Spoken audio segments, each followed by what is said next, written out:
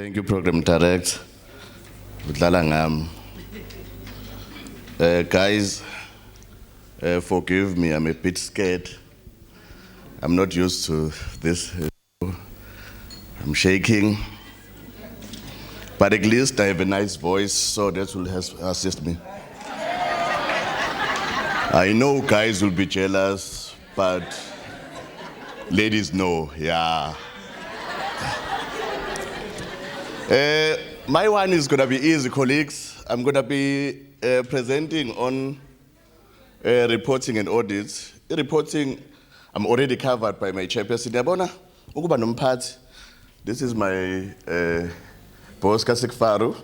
So he already covered a whole lot for my presentation.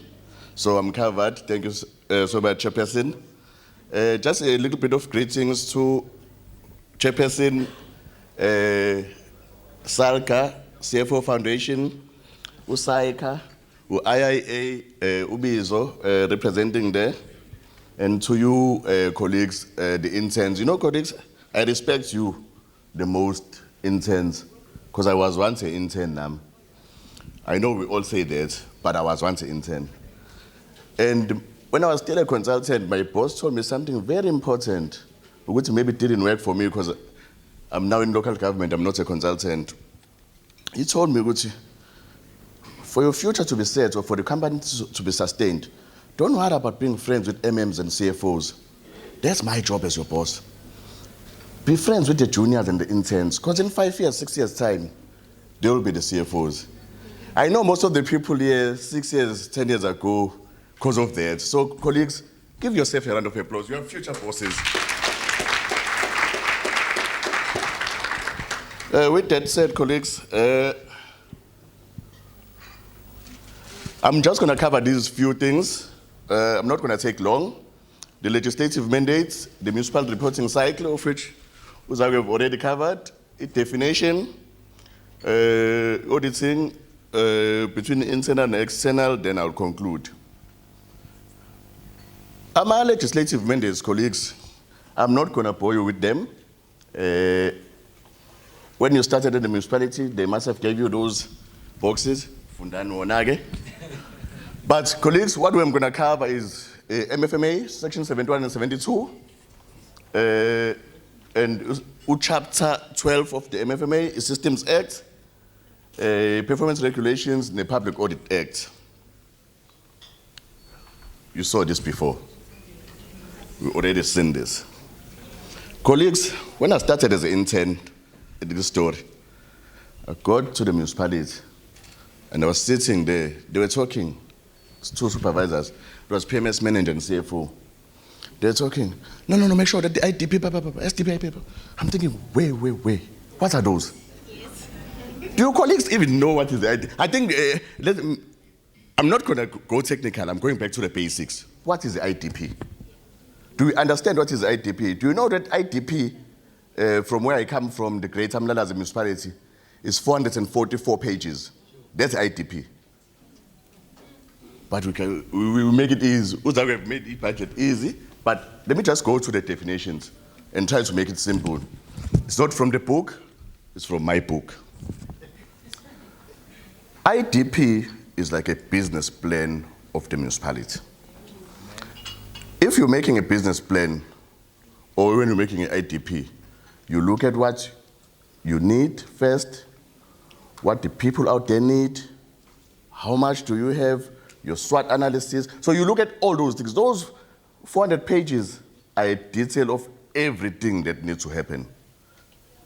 But in the legislation, that is in Section 2025 of Systems Act and Section 34 of Systems Act. You can read that. But in a nutshell, that is the IDP. It has everything, even the fact that, you know, if I'm making an IDP for Umlalazi show, it will deal with Umlalazi. What do we have as Umlalazi? What tourism sites do we have as Umlalazi? What employment rates do we have as Umlalazi? What do we need? So after 1 November, after the elections, the councillors were voted. They were voted. They came to the municipality. They had to do a 5-year IDP, because that's their term after the elections. What they do, they go to the people, they ask them, what do you want? People will say, no, we want crash, we want road, because we know when they still wanted to be voted, they said we'll give you everything. People tell them what they want. They have a wish list of about 30 projects. They put in the IDP and all the other things. Then they do that, what Mr. Zwag was talking about. They look at the budget, the funds that they have. Out of the 30 projects, they will say, in year 2022, we can only afford to do 20 projects or 10 projects out of the 30. So out of the wish list, they do 20 projects. Sometimes, we have this tendency of saying, oh, cancel alarm doesn't work. No, it's because of that. It's not because sometimes they don't want to, but it's understanding of the process. It's legislated how things are done. So they will budget with what they have. Obvious what they have, where do they take it from? The grants, the rates, the taxes, and all the other processes that are there to make sure that the funds are in the municipality. Mr. Zawi have already covered that. I don't know the S schedules and all that. I'm intern. Then we do something called a SDBIP. SDBIP is the Service Delivery Implementation Plan. How are you gonna implement service delivery? So SDBIP is the combination of budgets and IDP. So you look at the IDP and you look at the budgets, then you say, how am I gonna do that? Then you allocate it to the right people. If at Ward 2, they said they want the road, at Ward 7, they said they want a library, you'll go to the IDP, Ward 2, you'll put the road, you'll put when are you gonna do it, because it's used for monitoring. And who's gonna do it? Director Technical or Director Engineering Services. Then for the library, okay, that's not a constituency, I'm a spider, but you'll say library services is controlled by corporate services. Then you allocate that to the right department. So that's what is SDBIP. It's a tool that is used for monitoring and making sure that things are done as per budgets and IDP. That is the SDBIP. But for your understanding, you can go to the legislation. I've quoted that for you. When you have your time, then you can read. I'm just trying to make things easier to understanding. Then in municipal in-year reporting, those are monthly reports. Those are the monthly reports that you sit in the office and make sure that you report on a monthly basis. How are the operations? How are the vote doing? The expenditure, the revenue, how are you collecting? So that you do on a monthly basis. We do have Section 71 reports, 72 reports in mid-year. Section 71 reports, we keep on saying it loosely, Section 71 reports. 71 reports. 71 reports means 71 of the MFMA. So if you read the MFMA, it will explain what are Section 71 reports. Then we do the AFS, the annual financial statements. The people from CIGFARO, my colleagues from CIGFARO, they were here yesterday. They made me and you guys very happy that you can still be CAs. Those are the people that assist us in terms of doing annual financial statements. So the technical people assist us in doing financial statement. We know what are financial statements. We all went to a certain institution, tertiary, Nagametric, we did my financial statements. So those are prepared. For the year now, you look at what have happened, how the municipality have in financial performance and financial position of the municipality. Then you do that as per the GREB standards. I think that is simple. And that's where everything comes from in terms of the AG, but we're going to cover that when we're doing the audit. Then the last one in that cycle, annual reports. Let's go here. If you look at this, there's IDP at the beginning, there's annual report at the end. IDP is 400 pages. Annual report is close to related to 10 and something pages. You know why? You plan IDP, you report annual reports. So you consolidate everything and put it on the annual report. Even the financial statements, all these other documents are there in the annual report. It's normally very fancy and glossy. Those are the two documents that are normally fancy and glossy in the municipality. IDP and annual reports. So that is the reporting cycle, colleagues. That is the reporting cycle, colleagues. That is the municipality as a whole. The reason why I just wanted to go back to the basics, you know, I come from DUT, that's where I studied my diploma. I didn't know there was something called IDP. I didn't know there was something called grant. We didn't study that at school because I was doing accounting. So when you see these terms, at least now we'll have a bit of an understanding of what is happening. I think that's what is important, colleagues, for now. Then my second part, audit. My name is Sanele Ngema. I'm an internal audit. This is me, auditing. What is auditing? What do auditors do? Auditors audit. You know, when I was still in Interns, when auditors used to come to auditors, there was a guy named Uspiwe, Mkumbula Kahle. And you know one thing I don't like about auditors? We wake up in the morning to go to work, but they wake up in the morning to come check if we work. Is that their job? So that's what we do, colleagues. We come to check if people are working. When we were still in tertiary, studying that book, I think when we did auditing, we all remember the book, Jackson Nomganak. Yes, Jackson and a friend. They change colors, blue, yellow, to make money. Yeah, but yeah, they change colors.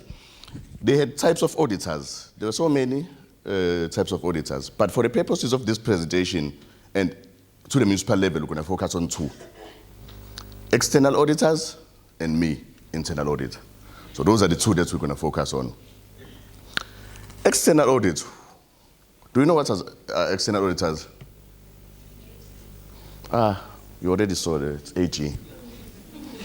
So in South Africa, all the government or public institutions are audited by AG. A Chapter 9 institution, AG.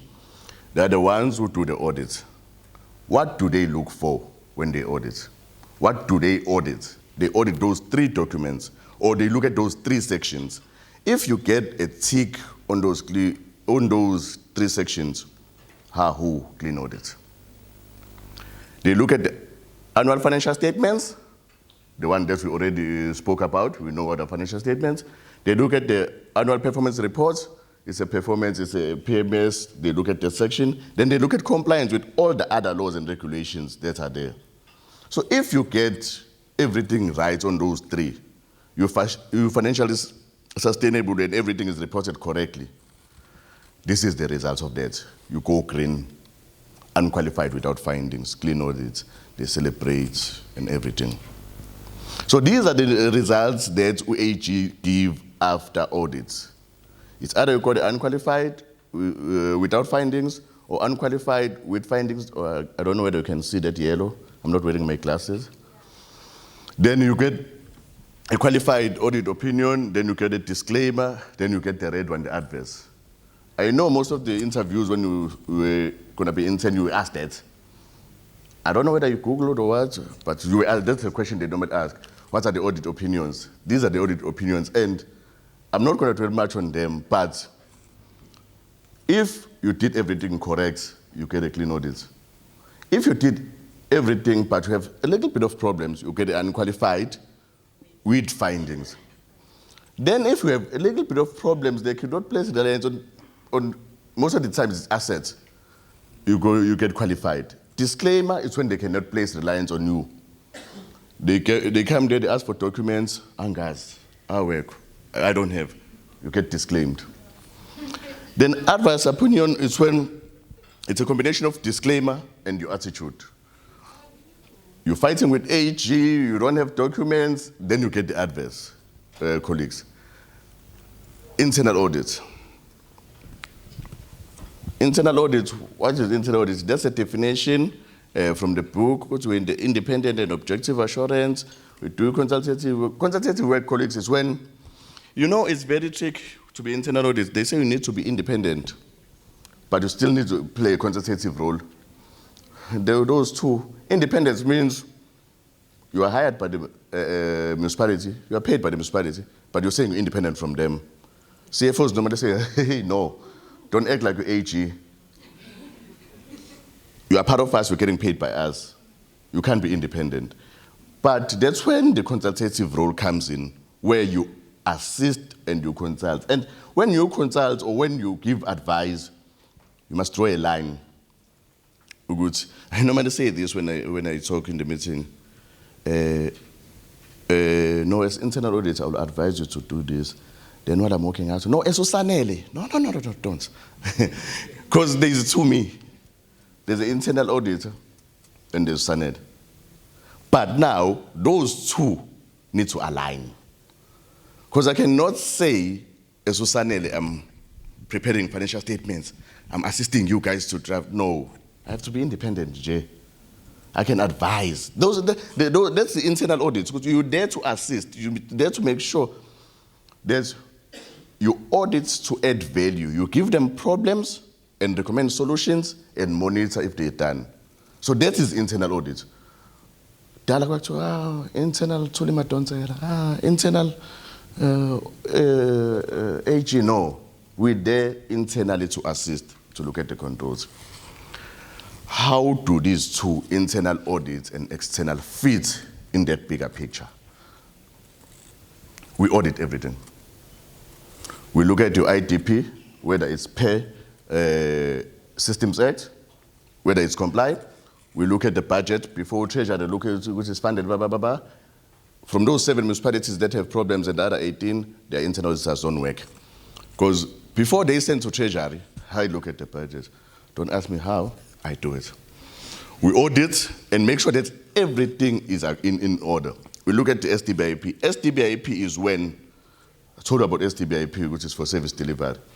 If you said in your SDBIP or scorecard, you're gonna build a road in Ward 4 by 30 March, 2 kilometers. After 31st of March, boom, Sanele and the team are there. You said you're gonna build a road. Head Ward 4, 2 kilometers. Where is it? They'll give us the documents to say it's there, and the money spent as per the budget, and everything is fine. Not stories. Once they start saying, no, listen, man, due to COVID, no. When you say you're going to deliver something, auditors make sure that there's evidence, everything is delivered. So that's why we fit, and we look at the in-year reports on a monthly basis. We look at that. We before the financial statements go to the AG, we look at the financial statements.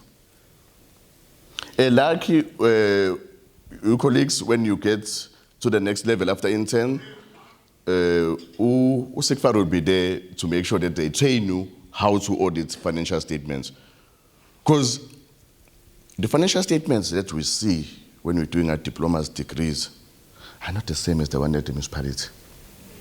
There's no M score when we're studying. There's no grapes, there's IFRS. You know, so you need to make sure that you understand when we audit to review that. Then you look at the annual reports to make sure that everything from the IDP down is done. Then there's that one in the corner, the oversight report. The oversight report is when, I'm tempted to MPEG, but now I have to explain what is MPEG. It's when the councillors have to play their oversight to say everything that we're tasked to do, we'll oversee that we have done it all. So that's what is happening, colleagues. I think my presentation is now done. Let me go to the conclusion. Conclusion, colleagues.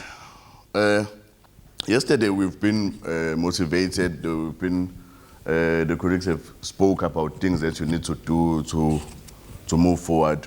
But one of the greatest men I know, there's a name there in the corner, Ngema, said these words. Education open doors, but hair gets you in. Multi-hair, no. Humbleness, experience and hard work, and respect. That's what we will get you in. Thank you, colleagues.